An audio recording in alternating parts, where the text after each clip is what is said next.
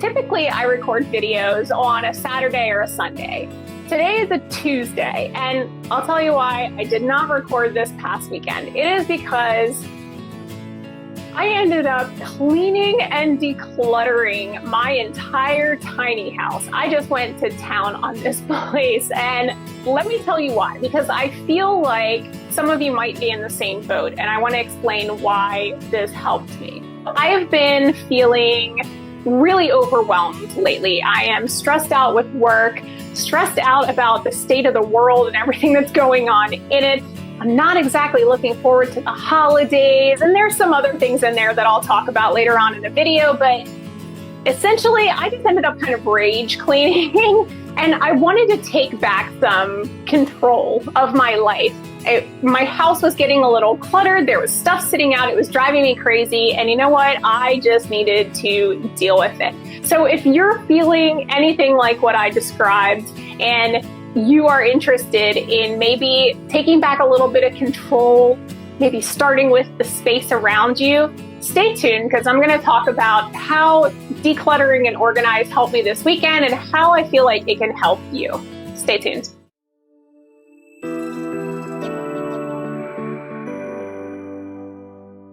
Okay, y'all, so here's the deal. I have been in a funk lately. I'm just in a little funk right now and everything's going to be fine. And there's a lot of things that are contributing to it, but, you know, there's election stress, there is work stress. Being a teacher is exhausting. I talk about that all the time. It is stressful and it is tiring, and I don't feel like doing much at the end of the day, except coming home and laying on my sofa and reading a book. The holidays are coming up, which, is so stressful for those of us who are grieving. And I had another little thing happen that kind of triggered this downward spiral. And it was actually a good thing. You might have seen it. I posted it online. I will actually leave a link. I'll leave a link for it up here so you can watch. But a local news station interviewed me about Live Like Libby, and I had to talk a lot about Libby, and the whole thing was, it just took me down memory lane. And right before this weekend, the video aired. It was beautiful, just absolutely beautiful. I was so happy with it. They did such an amazing job. But there were some videos in there that they had gotten from Libby's dance teachers that I had never seen before. And that's always one of my big triggers, is seeing like pictures and videos of her that I've never seen. It always depresses me. So I loved the story, but it caused all kinds of feels. And I'm sure if you're grieving, you understand. Something can be beautiful and meaningful, but still be really freaking painful at the same time. So I was just missing Libs like crazy. So what did I do because I was missing Libs like crazy? Well, I got a cat. Yep, not kidding. I have been looking to adopt a cat for a while, and I always told myself, I swore to myself that I would not adopt a cat unless I found the perfect cat. So there is an animal shelter that's pretty close to my house. And every now and then when I drive by it on a Saturday, they have all the cats there for adoption. And I stop in and I look to see if the perfect cat is there. And all this time that I've been looking, the perfect cat hasn't been there. Of course, this weekend when I'm super depressed, I stop by and the perfect cat is there. This, my friends, is Dudley. Say hi, Dudley. Hi. Dudley is a big boy. He is the perfect cat, though. Look at him. He's huge. He's adorable. He lets me hold him like a baby. Right? Are you a good boy? You're a good boy. So Dudley is almost 3 years old, right? I wanted a big boy. He's got a super big head. Reminds me of my son Max when he was a baby. Do you want down? Do you want down? Say bye-bye. Say bye-bye. People can't see you. Say bye-bye, everybody. Bye-bye. And please do not get me wrong. I am so happy that I adopted Dudley. But Dudley is not exactly the gentle giant that they describe. He is during the day, but what they didn't tell me is that Dudley turns into demon spawn at night. So I get him home. He's lazy. He, does a great job, adjusts right away to the eating and the litter box and everything. Awesome cat. As soon as I try to go to sleep, he starts meowing like crazy the whole night. And I tried all kinds of stuff. Nothing worked, right? And then I start looking up for the next night what you can do to get cats to sleep at night. So I'm trying all this different stuff. It's not working. I'm getting zero sleep.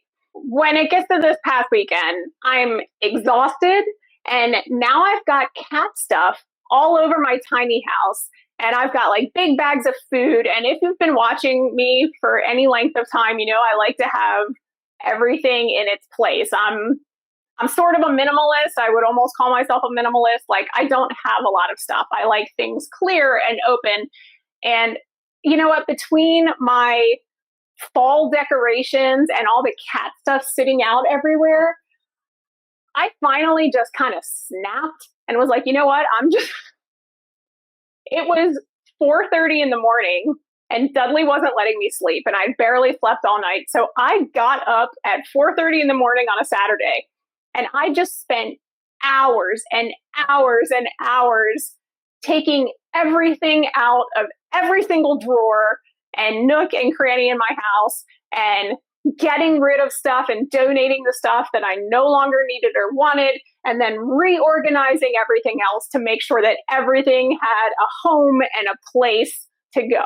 I have cleaned this house from top to bottom. For me, living in such a small space, clutter really affects my mental health. And you know what? I succeeded. My goal was to create a space where I felt peace, because I was having problems where, when I would get the chance to actually sit down and try to relax, I was so tense because I felt like stuff was everywhere. It was driving me freaking nuts. So mission accomplished. I have everything cleaned off now. It's all like nice and clear and clean in here. And the amount of peace of mind that brings me is incredible. Mission accomplished. So I am not telling you, and I don't want you to think that I'm telling you that you need to do the full-on purge of your house like I did. If you're in a funk, maybe decluttering might be the last thing that you think you want to do. But I urge you to just try it, maybe in little doses, and see how it makes you feel. It works wonders for me because, one, I feel like I'm getting something accomplished. When you're grieving and when you're sad and depressed, feeling like you've accomplished something with your day, even if you haven't gotten out of your pajamas, which I didn't. Like, I literally stayed in my pajamas all day because I got dirty cleaning everything. I look like a giant wreck, but by the end of it, it was like, and it just made such a world of difference. The other thing about decluttering and organizing and things like that is that there's something therapeutic about sorting through things and putting everything in a place and making those intentional decisions. It's not just about getting rid of stuff. And obviously, I'm not telling you to get rid of things that are important to you, but it's more about creating a space that reflects the way that you want to feel. For me, a clean and tidy home gives my brain a break. It's like a signal when I walk in the door that says, hey, you're okay. You are safe here. You can relax here and you can recharge here. And to me, that's invaluable. Even when everything else in my life seems uncertain and overwhelming and exhausting, a tidy space for me is like a breath of fresh air. It's one less thing to worry about. And for me in particular with Dudley this weekend, like bringing this adorable cat into my home, even though we're still working on the sleep thing, after organizing and finding a place for everything, I feel like he's a part of this home now. He belongs. All the stuff, the scratching posts and the mats and the feeding dishes and the water dish and the litter and all that kind of stuff was all just sort of sitting around. And now everything has a home, has somewhere where it belongs, where it's hiding, where it's not in my way, and where it looks okay and doesn't make me feel like it's like not where it's supposed to be. This house is really small and I had to get creative with some things, but now there is space for both of us. So I know this is a little bit different than my normal videos, but I honestly just really wanted to share this with you because it was such a big boost to my mood when I was feeling so down. So I encourage you, if you're feeling that way at all, maybe just tackle a small space, or if you want to go whole hog and purge like I did, it's really therapeutic. So try starting with the spaces that you see the most, maybe like your kitchen. I know my kitchen tends to get the most cluttered. Now, oh my gosh, all of my cabinets, like everything's so clean and all my Tupperware is all stacked nice and neat. And it's just one of those things where I open up the cabinets now and instead of stuff falling out on me, it's like, oh, it looks so nice. So just take it one step at a time and do what you can. And hopefully if you give it a shot, your home will start to feel like a peaceful haven where you can relax and recharge again. And it will be one less thing on your plate of worries. Because seriously, we all just need a place where we can unwind and breathe and grieve and not have to worry about any other shit. All right, let me know in the comments if I've maybe inspired you to try your own declutter and purge and clean and organize session. And if you try it, I would love to know if it helps. And if you have any cleaning, decluttering, organizing tips, leave those in the comments too. We all are here for each other, right? We're all community. The more we know, the better off we are. And if you're not in the mood for the big declutter right now, that's okay too. Put it off. Maybe next weekend you'll feel like it. All right, here's to us finding a little more calm in our chaos. Sending love and hugs as always, guys. I'll see you next week.